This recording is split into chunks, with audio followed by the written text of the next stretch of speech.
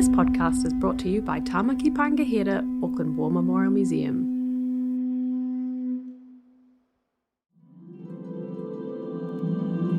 When did the Titanic sink? Who built the pyramids? How big is an elephant? What even is... Why do onions make you cry? What's a black hole? Is Timothy Chalamet single?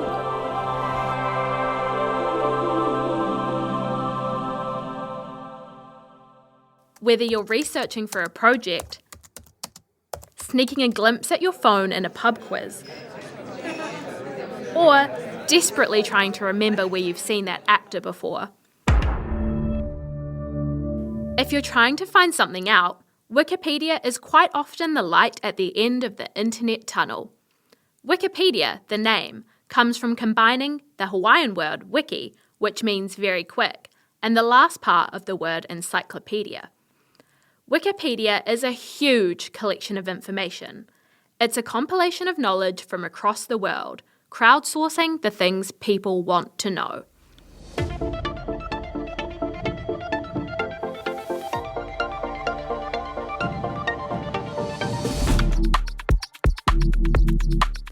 Kia ora, I'm Angeli Salvadere, Auckland Museum's Wikimedian in residence, and your host for this episode of The AMP. Today, we're shining a light on one of the museum's most far-reaching, but also most invisible projects, getting our histories on the World Wide Web. My role is supported by Wikimedia Aotearoa New Zealand. I'm what you'd call a Wikimedian, which means I contribute across Wikimedia platforms like Wikipedia, Wikimedia Commons, and Wikidata. Wikimedians in residence work at all sorts of places, like universities, archives, museums, libraries, and more. I come from a museums and arts background, so I feel pretty at home working for a museum. But really, anyone can be a Wikipedian. Our job's also to bring people together with Wikipedia as contributors, not just readers. We do this through community editing events called editathons. Wiki projects that focus on sharing museum knowledge and reflecting the kaupapa of an institution. As a Wikimedian at the museum, I help share our knowledge on those platforms and out into the world. So, why do we use Wikipedia? Here at Auckland Museum, we're home to over 5 million objects, each with their own stories. But what good is that information if it's behind closed doors?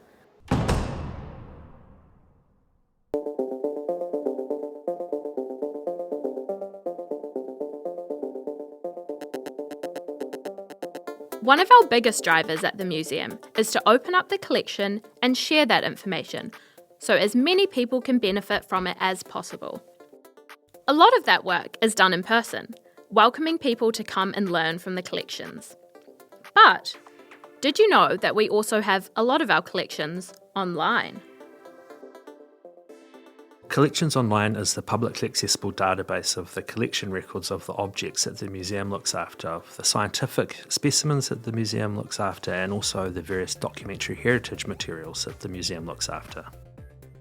That's James Taylor, our online collections information and partnership manager here at the museum.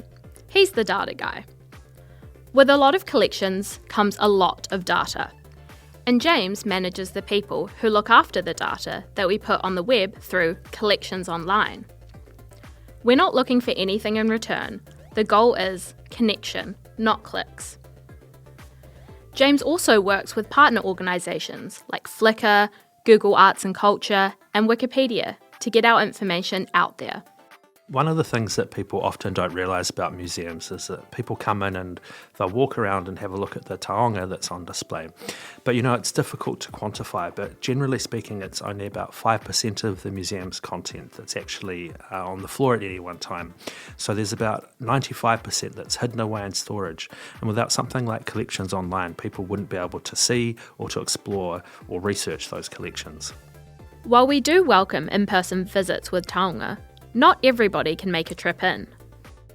One of the cool parts of Collections Online is the photos. Our photographers take amazing images of the collections, Some of them are in detail you wouldn't even be able to see with the naked eye. Being able to connect such high-quality imaging with the record actually opens up the collection in ways no one would normally be able to appreciate in person, and without damaging the object at all. So I just checked that this morning, and we have 989,705 records. There's about 178,000 of those records have downloadable images attached to them, and so there's about 350,000 reusable images. And I think there's about 500,000 images in total available in collections online. There's a huge offering of things for people to look at, and they're often on their own little side quests. So last year there was about just over 600,000 views of collections online records. But what's really interesting is that of those 600,000 views, there were nearly 85,000 objects that were viewed. So it's actually a really long tail of the content that's viewed. And so in general terms, the most viewed object may only have a couple of thousand views, right down to an object that's only had 2 or 3 views. And so that sort of speaks to the benefit of the work that we do, and the long-term value of the work that we do is that content will be uploaded, data will be enhanced on the records, and that may be used 10 years down the track. There's a few different reasons that we put the content online. The main one is obviously access. So Auckland Museum's a publicly funded museum, and as part of our mission we aim to make as much of the collection accessible to Aucklanders and to people around New Zealand and around the world as well. Getting our collections and our research online helps people track down the answers to their questions. We take it for granted now, but in the pre-internet world, finding something out took a bit of effort. You might have walked to the library, probably in some kind of adverse weather, learned how to use the Dewey Decimal System, 301.5, 302. got out an actual book, or forked out for a massive set of encyclopedias, or even sent off a letter, in the hope that a kindly official might, at some point, respond with an answer to your request. Now you simply take your request to Google, and it fetches a nice selection of sources for you to ponder, like the hero of this episode, Wikipedia. Wikipedia is a huge, globally accessible, volunteer-based encyclopedia that anyone can edit. It's run by the Wikimedia Foundation, which is a non-profit organisation who maintain the website and support communities that have grown around Wikipedia, and also groups like us at the museum. We might all know Wikipedia, but there's also a lot more than meets the eye. A whole range of data projects under the Wikimedia umbrella that aim to share knowledge in all its forms. The Wikimedia Foundation is the organisation that encompasses platforms such as Wikipedia, which is the free online encyclopedia, Wikimedia Commons, which is a repository of free-to-use media, including the pictures that you see in a Wikipedia article. There's also Wikidata, a multilingual open database which supplements data from Wikipedia articles across over 300 languages. One of the benefits of working with Wikipedia is that there's a sort of a two-way relationship. We can make our content more accessible on Wikipedia, but with museums or other GLAM institutions contributing to Wikipedia, it also makes the content on Wikipedia more authoritative.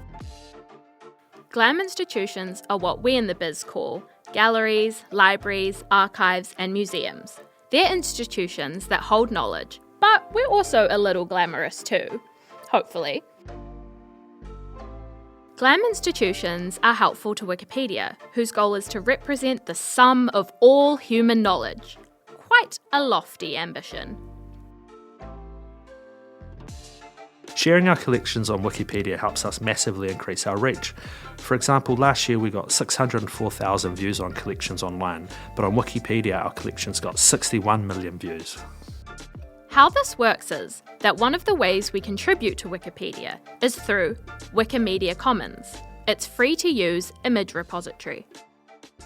Some of the lovely photos taken by our photographers are put into Wikipedia, where they help illustrate the stories being told. One of our collection items is pretty much an internet celebrity. I'm sure you all guessed it.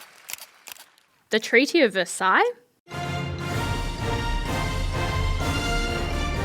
This is thanks to Wikipedia. When you Google the Treaty of Versailles, it's our Auckland Museum copy that almost always comes up first.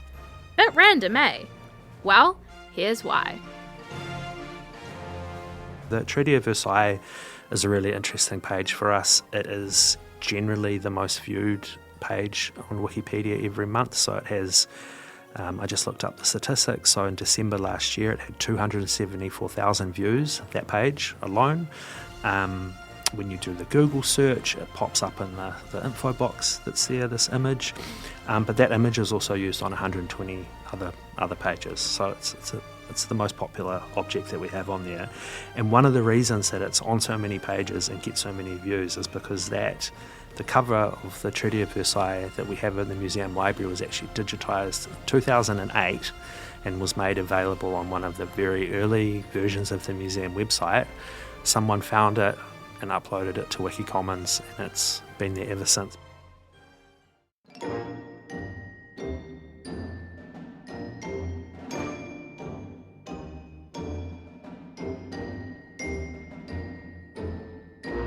And then one of the other really random examples is we noticed a huge spike in a picture of a mug of the Queen Elizabeth's tour of New Zealand in the 1950s, and we kind of looked at the analytics, and it was coming from the Japanese page about Queen Elizabeth. So when she died, there was a massive rush of Japanese internet users to the Japanese Wikipedia page about Queen Elizabeth, and someone has randomly put that picture of the cup on the Japanese page about Queen Elizabeth. So who knew?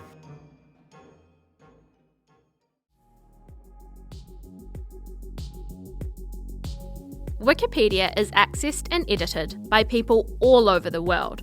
If you edit a page, you have to present the information in a neutral way to keep it objective. Many Wikipedians across the world are working to fill the gaps through local and global initiatives. Getting more users from across the world adding to Wikipedia helps close the net on these gaps and issues. With more input comes more knowledge. There are so many diverse histories that deserve to be represented in spaces like Wikipedia. So in order to represent the sum of all human knowledge, we need to make sure all types of important histories and stories are being told. What do you do then, when input tends to come from places with more people and more editors? How can the Sky Tower compete with the Empire State Building or the Eiffel Tower?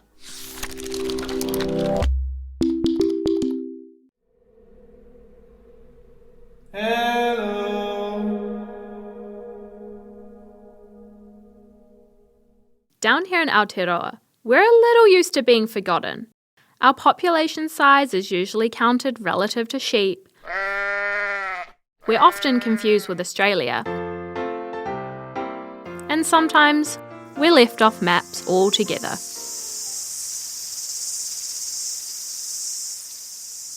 We're a small country at the edge of the world, but our stories still matter.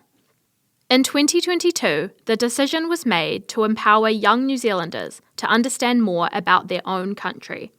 As part of the refreshed Aotearoa New Zealand Histories curriculum, schools now look closer to home.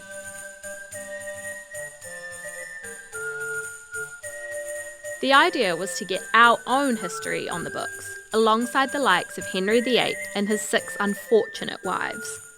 But that's where things get complicated. Divorced, died, divorced, beheaded, died, divorced, beheaded, survive. To nail down the basics on King Henry, you have centuries of books, plays, musicals, movies, YouTube essays. But little old Auckland, not so much.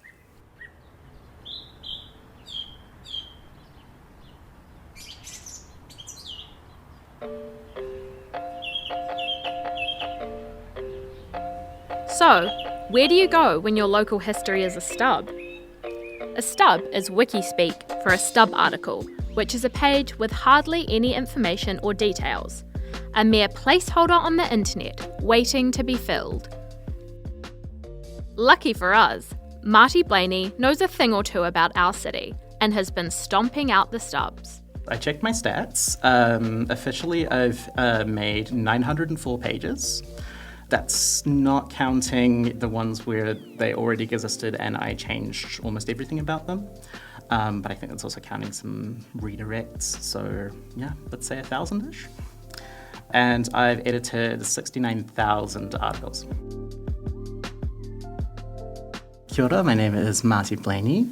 I'm the Wikimedian in residence at Auckland Museum. Well, one of two now, actually. The other being me. Marty has been at the helm of a massive project to get Auckland's history online and accessible, in a huge undertaking called Understanding Our Past. Marty's work on Wikipedia has had over 21 million views. You may not know it, but if you're looking up Auckland, you're being treated to some of the most comprehensive Wikipedia pages out there. One by one, all the entries on suburbs of Auckland have been expanded, improved, enriched. Yeah, there's so many different suburbs, so much content to get through. So we first started off with my local suburb. So when we started the project, I was living in Mangere Bridge. And so as a little trial run, we saw what can we learn about Mangere Bridge, what sources are out there, how detailed can I make this page, and how useful can I make this page. First stop, Mangere Bridge. Next stop, all of Tāmaki Makaurau. What we really wanted to prioritise was having something that would be useful to teachers, having something that would be useful to students. And so we looked through the list of where do people go to school? And so our number one priority was Manurewa, because there are 10,000 students who go to school in the Manurewa area. And so we worked through this list of finding out where are the students, can we prioritise these pages? And so that's why we've gone through some of the biggest suburbs in terms of education. So we've got pages for Takapuna, Epsom, Mangere, Henderson, Howick, Papatoetoe, Bucklands Beach, Mount Roskill, Popokura, Flatbush, Browns Bay, Albany. So, we worked with teachers to understand how we can best help their students. We also moved on to some of the more larger geographical chunks of Auckland. So we've got areas such as East Auckland, South Auckland, North Shore. And we got some feedback from teachers that were explaining that they didn't need to necessarily know about the history of, let's say, Papatoetoe, but if they had a history of South Auckland, that might be a lot more useful than the history of Auckland, because the history of Auckland is the history of Queen Street as it gets bigger and expands, which is not necessarily useful if you want to learn more about Papatoetoe. With Queen Street well and truly documented, Marty looks for other areas in our region that might have been overlooked. In Wikipedia, there's a concept called notability. So if you're thinking about a traditional encyclopedia like Britannica, there'll only be certain pages. There's not going to be a page on every single place, person. So there's a few tests on who or what should have an article. And usually that means if scholars or people who have written about the subject think that that person is notable. So often this means like if this is a person who's been the subject of a very long interview or a subject of a journal article, then they might be a notable person. So what I'm looking for is the gaps. So what gaps are there? What would be really interesting, especially in a Tāmaki context? What buildings are missing? What people are missing? And if I find that, this is somebody who a lot of people have written about before, then maybe they should have a page. It's a work in progress, with edits being made constantly. We have edited 56 of the 200 suburbs on our list. There's a further 130 suburbs that we feel like there are places of importance that we would like to get to. But we've finished 8 sub-regions across Auckland, places like North Shore, East Auckland, and 11 regional centres in the area, such as Helensville, Warkworth, Waiuku.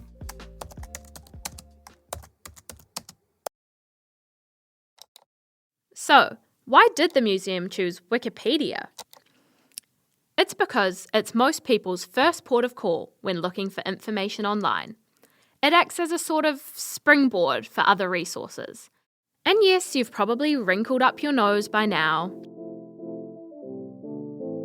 We've all heard that Wikipedia isn't a reliable source because anyone can edit it and it's made by people who bring their own interests and blind spots. Sure.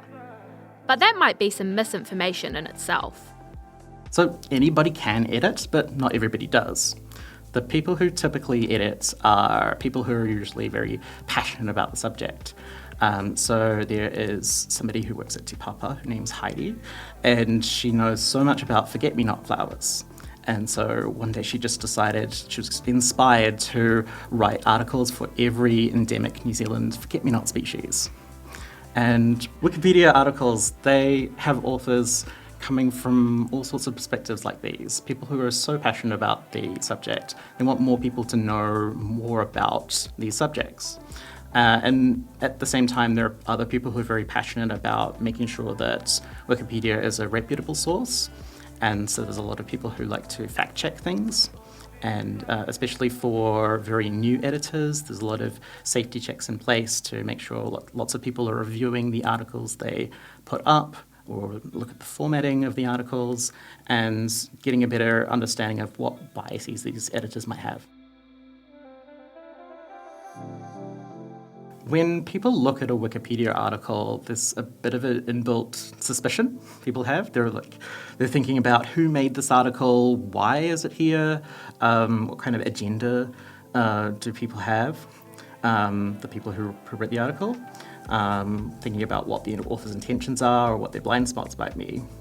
And these are actually issues for other sources like newspapers or history books as well. But it tends not to be one of the main things that people focus on. But it is for Wikipedia. So that means we've got a bit of an opportunity to signal boost some really interesting works that are very informative or very valuable that people might not usually interact with. So these things might be historical reports, Waitangi Tribunal reports, history books that maybe are out of print. And so people will be able to find where the information is coming from and see that trail of, oh, this is how a citation works. This is where that came from this person's interpretation or from this organization. Additions to Wikipedia need to be anchored by a credible source. If we're looking for a reason to not trust it, this is where old mate bias makes an entrance.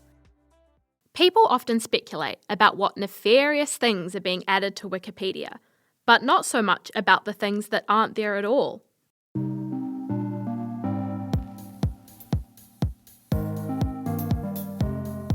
Historically, an area that's been overlooked is iwi histories.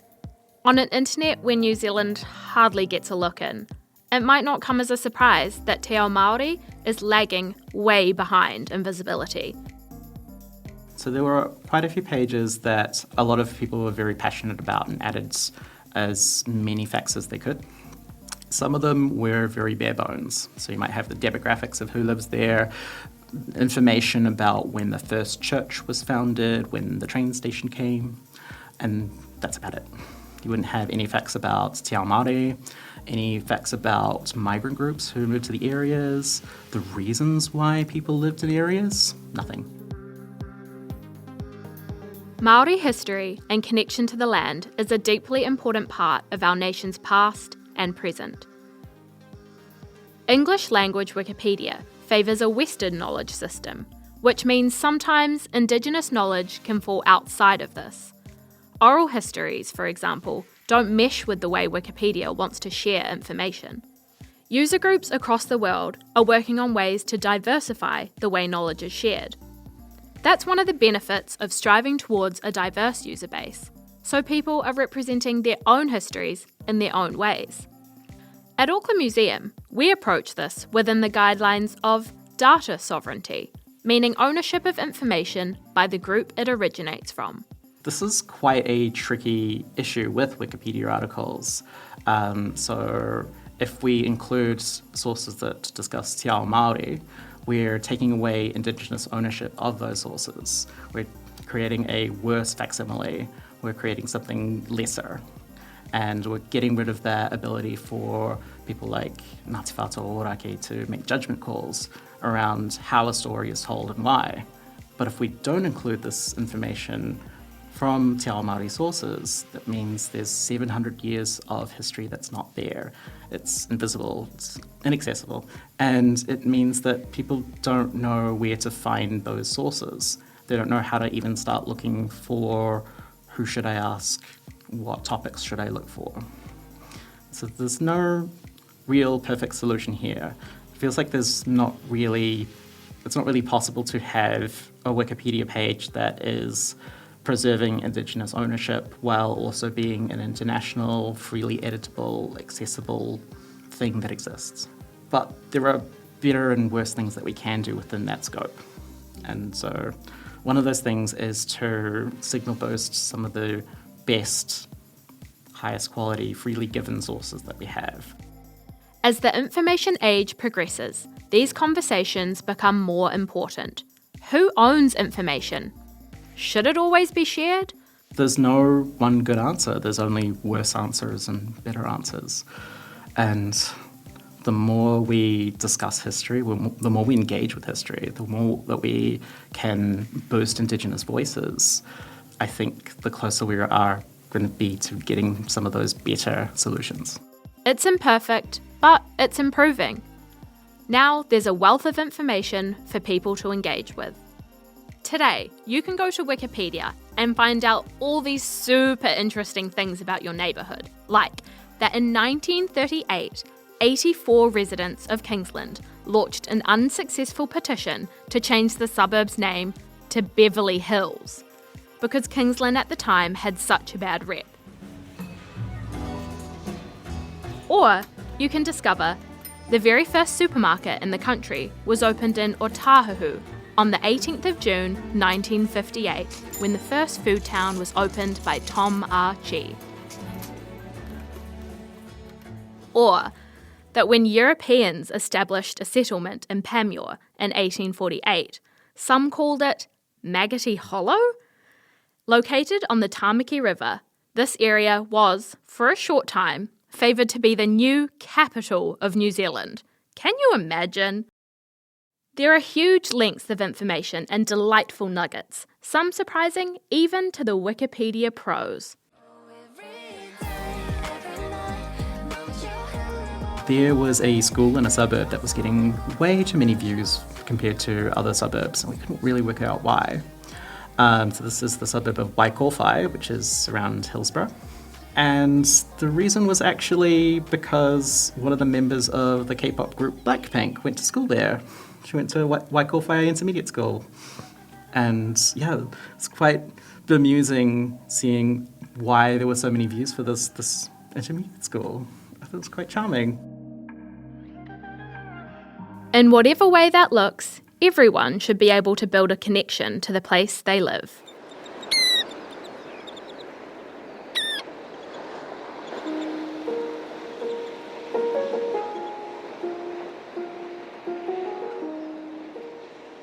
So I still think that the Mangere Bridge page is something very nice. There was something really wonderful about living somewhere and then learning more about that place. So Mangere Bridge is one of the very few places in the world where you can see it's a certain type of lava flow called pahoehoe. And as you get into the beach areas and as you get into the Monaco harbour, you can see these wonderful flowing lava formations. I hadn't thought about them before until I learned more about the history and how Mangere Bridge is formed. I thought that was really fascinating and wonderful. History can feel like a lot, but it can be small and personal. There's history in our neighbourhoods and in the everyday. I think local history is important because it's the story of how your community came to be. It's something tangible in a way that a lot of the big national stories often can't be for people. History is a process of people telling stories, recounting stories, and other people collating, interpreting, synthesizing these stories, and finding meaning within them. And so I feel like local history is often something much closer to that process than what you often get with these big stories. If you want to learn about an English king, then people have been interpreting history about that king for hundreds of years. That's not necessarily the same case if you're talking about Manurewa or Papatoetoe. I hope that this helps people engage with history, learn more about the places close to them, and maybe also get a bit angry about the gaps on the pages. Why isn't there anything about this? What can I do about it?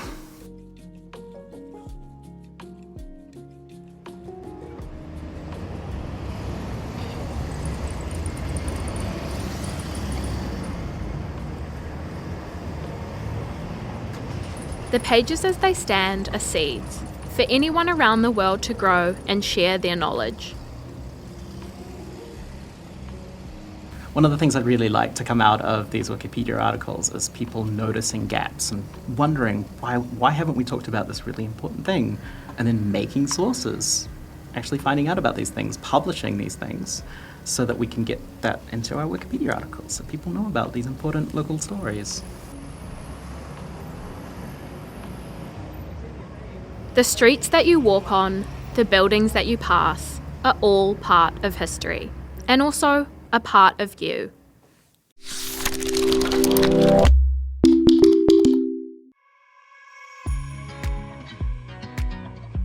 Marty's work on local histories cut a path for more editors to follow suit. With an eye on the launch of the updated Aotearoa New Zealand Histories curriculum, the museum was able to get funding for more editors to start enhancing local pages. I'm Ashish. I'm studying law, history, and economics, and I'm working on a project with the Auckland War Memorial Museum on making Auckland's local histories more accessible for the New Zealand Histories curriculum. I'm Kat. I am doing my Masters in Art History at the moment. I did an undergrad in History and Art History, and I'm working on pages based on my art history background mainly, and also my local area, which is Mount Albert. So we are summer students, and we're creating resources for students and teachers for the new Aotearoa New Zealand Histories curriculum that has a focus on local history. Every summer, the museum runs a summer scholarship program, and among other projects, we've hosted a cohort of Wikipedia students. Ashish Ramanlal and Kat Baker are two of these summer students. They spot areas where articles can be made or expanded, which in Auckland's case is sometimes quite a lot. Currently I'm working on Alec Mewa. He was a World War II Air Force pilot who was killed in action, and he was the first Air Force pilot of Indian descent. And so just having his biography more accessible for high school students would give them a broader perspective on World War II, but also the discrimination that him and his family faced. I'm currently working on trying to identify some contemporary artists within Auckland and give them Wikipedias, and I've done a few already, but there was recently an exhibition at the Auckland Art Gallery, Aotearoa Contemporary, and that had a lot of new artists who are sort of either quite new or sort of midway into their career, and I find it quite important to give them a page because I feel like otherwise a lot of the time, especially artists, get more appreciated when they're like old or even like passed away, and then, you know, their work gets like re-appreciated too late. So it's quite cool for me to be able to start pages even if they're quite small. By making space for new editors to come along, new voices and perspectives get shared. I'm a son of immigrants, and immigration stories aren't really that common on Wikipedia. And also the New Zealand Histories curriculum has a really strong emphasis on immigration and the fact that we're all immigrants, whether it's from Hawaii or anywhere else in the world. And so that's the area that I chose to focus on, especially how it links to the New Zealand Histories curriculum. I've been drawn to artists because of my art history background, but I've also been drawn to articles just based on different historical women in general. So I did one on Emily Patricia Gibson, who was more just like a feminist suffragette from the sort of 19th, 20th century, because I have always liked to focus on women angles in my research. And I've also been doing some of my local history. I'm not from, but I live in Mount Albert. So I've also been drawn to research my local history and see, it's given me a new appreciation of what's actually in my suburb, like just around the corner from me, how much history there is. So that's kind of why I've wanted to explore those areas as well. Their work spans a huge range of topics. Fumin Singh, an early New Zealand migrant from India and renowned confectioner. Samoa House, the former Samoan consulate and now grassroots library. Charles Mackey, one-time mayor of Wanganui, turned attempted murderer? These contributions are filling in the gaps one by one.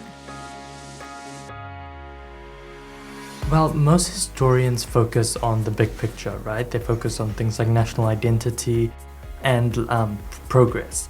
But the most progress that happens on a micro level. And so one of the articles that I wrote about was the statue of Sir George Grey.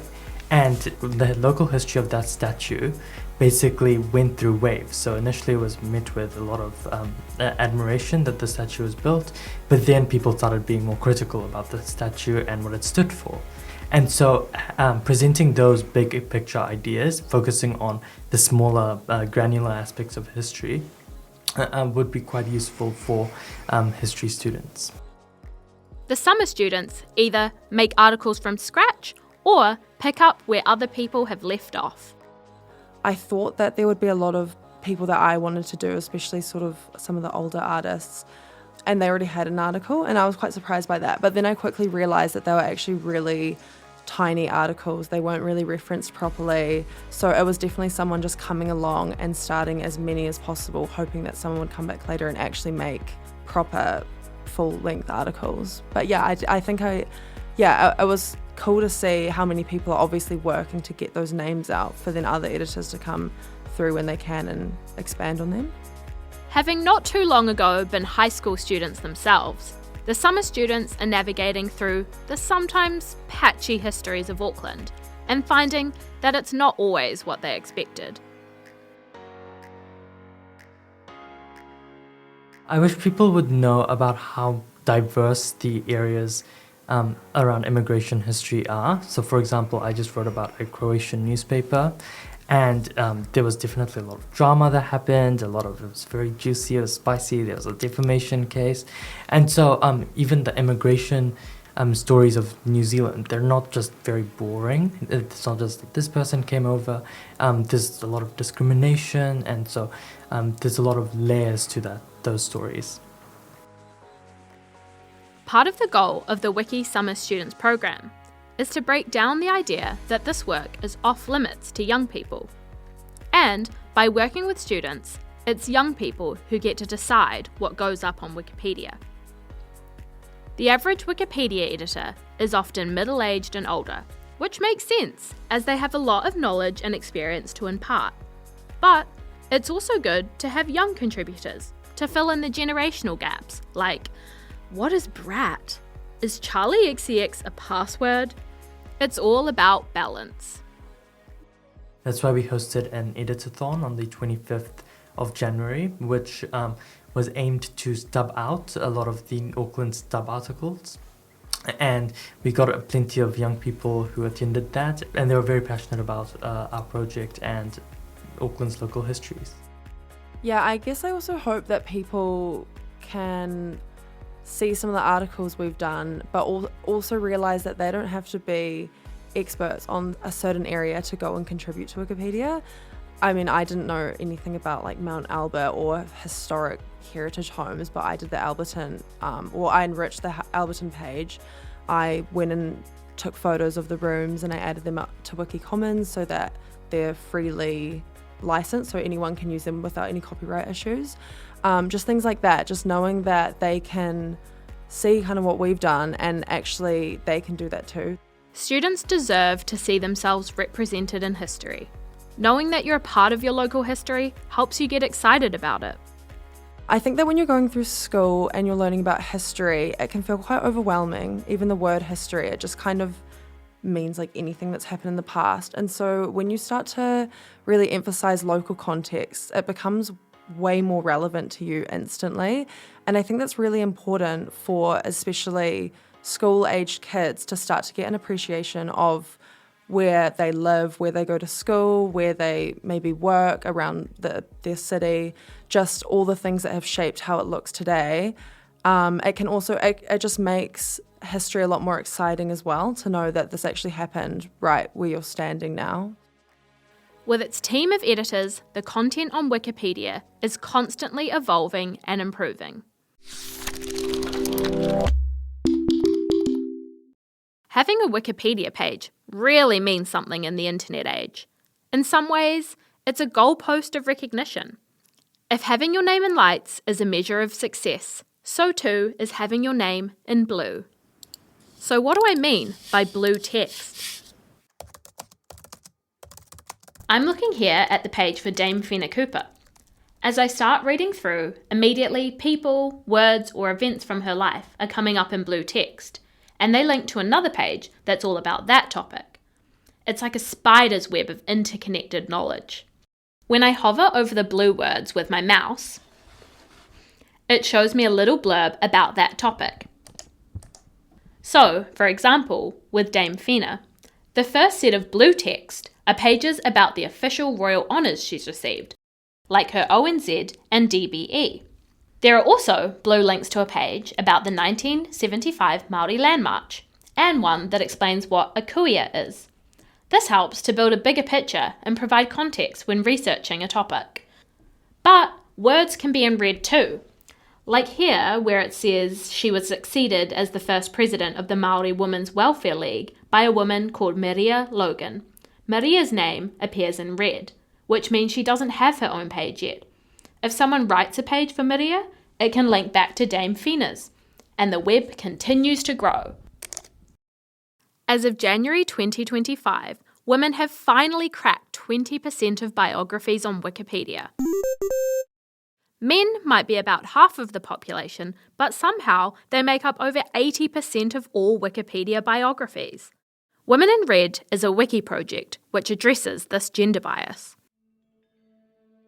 It aims to increase and improve Wikipedia content about women's histories, issues, and biographies, turning red hyperlinks blue and evening the imbalance. One woman whose name we've been able to add to the score is Bertha Grace Nurse. Bertha Grace Nurse was a nurse by both name and profession. She was born in Southland in 1871 and completed her nursing training in 1904 in Wellington. And at the age of 43, she was the first New Zealand nurse to enlist in the Expeditionary Forces. That's the military force sent from New Zealand to fight alongside other British Empire troops in World War I. Her sister, Louisa, was also a nurse. It was a bit of a family trade by the sounds of it.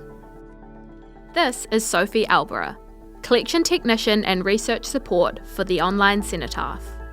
Online Cenotaph is a living memorial honouring those who served Aotearoa New Zealand in times of international conflict.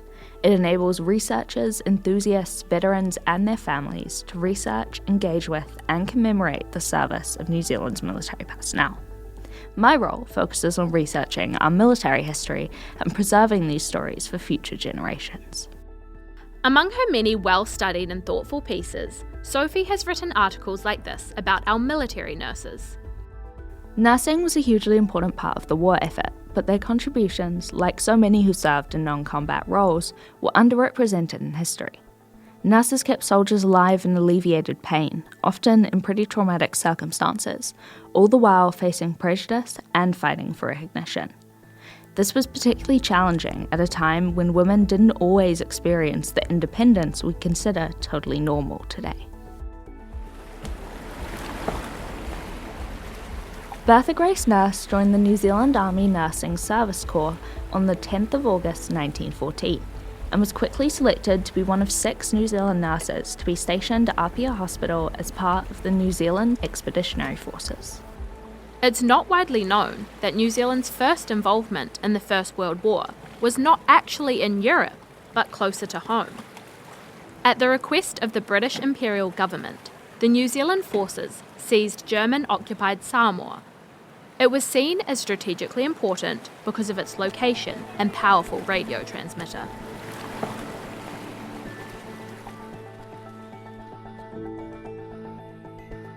Bertha was stationed at Apia till March 1915, returning home to go serve in Egypt aboard the SS Rotorua in April 1915, where she rose to the rank of matron of Pont de Cuba Hospital. We might all be familiar with male ranks, like lieutenant and colonel, but less so when it comes to female ranks. Bertha becoming a matron is actually the equivalent to major. Later, she was transferred to England to be matron at the No. 1 New Zealand General Hospital in Brockenhurst. Working there until 1917, Bertha was called to London, where she was told she would be recalled back to New Zealand. After some confusion, it was found out that this request was made by her medical officers purely due to friction between Bertha and the officers. Although she requested to remain in England, she was repeatedly denied and returned to New Zealand as matron aboard the HMNZT Manganui. Bertha continued nursing and served with the New Zealand war effort across the globe. She was the first New Zealand nurse in World War I to receive the Royal Red Cross First Class, alongside 5 other awards for her service. She lived a long life and died in 1960 in Christchurch at age 89. She served at some of New Zealand's most defining moments in our history, and I think that's a story that deserves to be known. Sophie's article was able to be referenced as a source in Bertha Nurse's Wikipedia article. History isn't just made up of kings and powerful men. History is everything, even the people who don't get the spotlight. Women in Red is about evening the balance, and hopefully you'll be able to uncover even more about these histories or even improve articles on your own.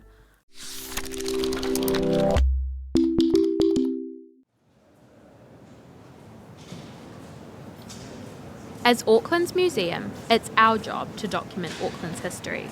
We get to uplift our stories of people, places, and phenomena. It's a way of saying, this thing matters. By putting information on Wikipedia, we get to link it to a huge network of people working to make knowledge free and accessible. In an internet age of subscriptions and ads, Wikipedia is a free portal to ever-growing rabbit holes of information. No wonder it's always in the top 5 most visited websites in the world. And no wonder some people have even been moved to compose songs about it. I'm gonna be Wikipedia. Out where you can always find me.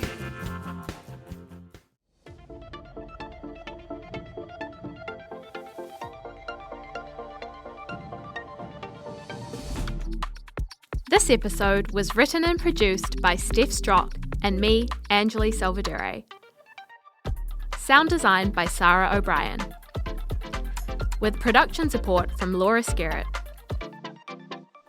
The executive producer was Teresa Cowie from Connect Content. Thanks to our guests James Taylor, Marty Blaney, Ashish Ramanlal, Kat Baker and Sophie Albera. For more information about our work on Wikipedia, collections online, and for our cenotaph stories, visit the link in our show notes.